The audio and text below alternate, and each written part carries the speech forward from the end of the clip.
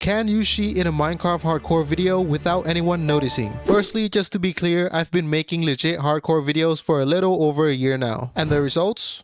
Not so great, so I'm gonna cheat. Usually when people think about cheating in hardcore, people think about going into land mode and respawning after a death, because the core concept of hardcore is to survive and thrive without dying once. But to cheat in a hardcore Minecraft video is just to take shortcuts that you shouldn't take. Example, using a command to locate an end city because you don't want to spend an unreasonable amount of time running in this ugly dimension. Mojang, fix the end. Anyway, now we'll get into how I'm gonna cheat. Recently I built a statue of Buddha in my hardcore world, but it kind of feels out of place. The statue is just there getting rickrolled.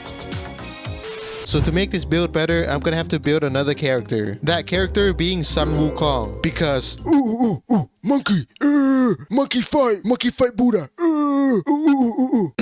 Time to get serious. The first step to a Minecraft hardcore video is to design the build in creative, because this allows you to work fast, you can make sure the build looks good, and you can make the thumbnail before working on the video. But because this is a video about cheating, I want to use the least amount of effort. To do that, I'll go to sketchfab.com, search for Sun Wukong, and after a bit of scrolling, this is the 3D model that I like the most. So I'll download it and spend a little over 3 hours adding rigs, painting weight, whatever that means, trying to slightly adjust the 3D model, until I remembered this video is about minimal effort. So screw Blender, we're gonna go to obj to schematic.com. In this website, you can upload 3D models in OBJ and GOB format, voxelize it, and assign Minecraft blocks to it. Finally, we can export this in Likematic file and use the Likematica mod in Minecraft. It seems we still need to do something in Blender. It's in wrong direction, and it's way too big actually as well. So I quickly jumped back into Blender, adjusted the 3D model, uploaded the new 3D model, adjusted the height of the build, voxelize, assign blocks, and export.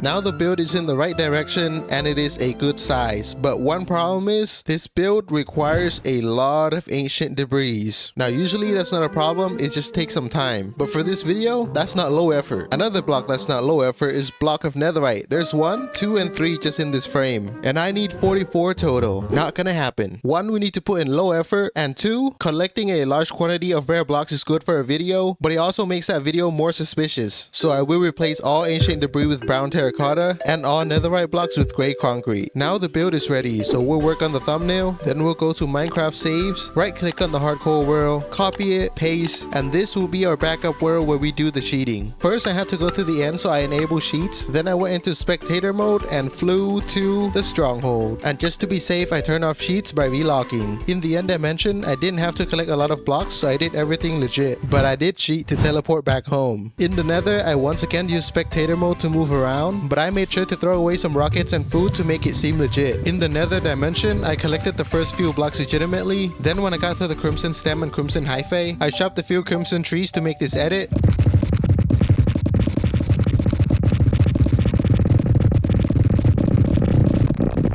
Which might seem like that was a lot of trees being chopped, but actually it's just that small forest. And that way of editing is also one of the most common way to edit in Minecraft, so most people won't get suspicious. I hope. I then went into spectator mode to find a bigger crimson forest, used the command to turn the crimson stems into air, went into creative and gave myself all the crimson stems I needed, gave myself more food to make it look like I went through the old set of food, a few more rockets for the same reason. I then used a command to summon a lot of melons, and mined the melon to lower the axe's durability. I had to mine about 800 crimson stems, so I tried to mine the same amount of melons. Once I was done with the setup, I went back to chop the last few stems. Oh, you wouldn't believe how long that took! The first crimson forest I found was so small I had to go find another one. I'm such a liar, bro.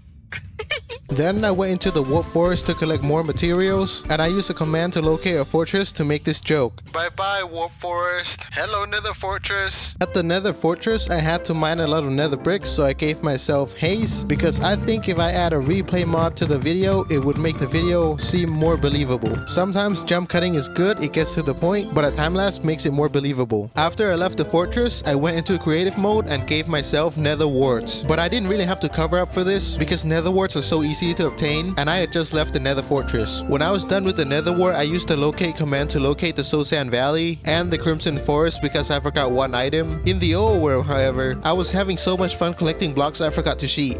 Except for when I gave myself the haze effect to mine concrete faster, went into creative to give myself a beacon, red terracotta, black dye, and gray dye, and when I gave myself haze again to chop wood faster. It's so fast and convenient, I wish haze 4 was in vanilla Minecraft. But I was feeling pretty bad, so I didn't cheat a lot after this.